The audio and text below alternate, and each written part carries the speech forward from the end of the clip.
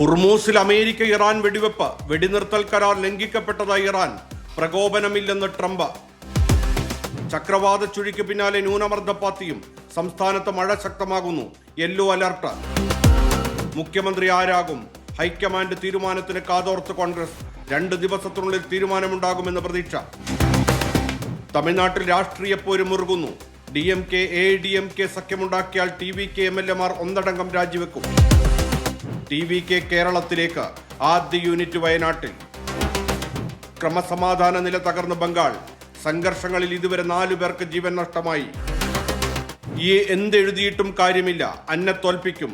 പെരിന്തൽമണ്ണയിൽ 8ാം ക്ലാസ് വിദ്യാർത്ഥി ജീവനൊടുക്കിയതിൽ അധ്യാപകർക്കെതിരെ കുടുംബം. ഭുവനേശ്വറിന്റെ രക്തസാക്ഷി മണ്ഡപത്തിൽ കയറാൻ സുധാകരൻ അവകാശമില്ലെന്ന് CPM, അനുവാദം വേണ്ടെന്ന മറുപടി.